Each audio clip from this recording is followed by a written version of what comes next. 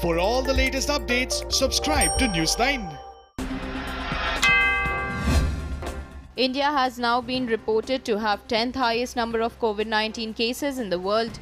India overtook Iran after reporting close to 6,500 new cases on Sunday. India has reported a total number of 1,38,536 confirmed cases, while Iran has reported nearly 1,35,701 confirmed cases, as per the data of the Johns Hopkins COVID-19 tally. Domestic air travel is all set to resume today. However, the centre has clarified that only those passengers displaying no symptoms of COVID-19 will be permitted to board the flights. Furthermore, air travellers have also been asked to monitor their health for 14 days upon arrival and report to the local health authorities if they display symptoms of the virus. Domestic air travel had been banned as part of the lockdown in an effort to contain the spread of the virus. Maharashtra Minister and former Chief Minister Ashok Chavan has tested positive for coronavirus. He is reported to have contracted the virus a few days back and is currently receiving treatment. Ashok had reportedly undertaken several trips from Mumbai to Marathwada. Chavan is the second minister to test positive for the virus in Uddhav Thackeray's cabinet.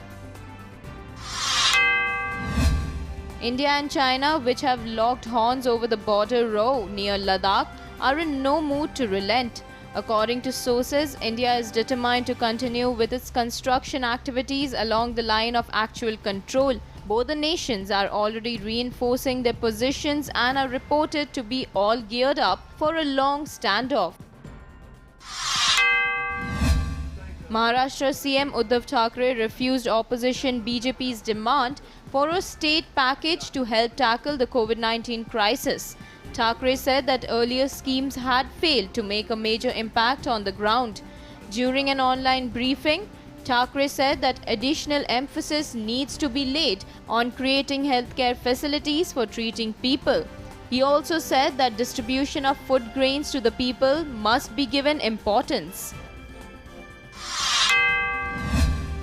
Heavy rains in Assam on Saturday have triggered flash floods across the state, leaving several areas submerged. Close to 10,000 people in nearly 4 districts of Lakhimpur, Sonitpur, Darang and Goalpara are said to have been immediately affected by the floods. Relief and evacuation operations are underway. Delhi's Kejriwal government followed the centre's line and issued a directive to all departments asking them to refrain from calling global tenders for contracts worth up to 200 crore rupees. The Delhi government's decision comes with the aim of promoting domestic business. The Delhi government's move comes days after PM Modi announced the self-reliant mission. A man was allegedly battered to death by his family members for failing to get himself tested for COVID-19. The incident took place in Bijnoor in Uttar Pradesh.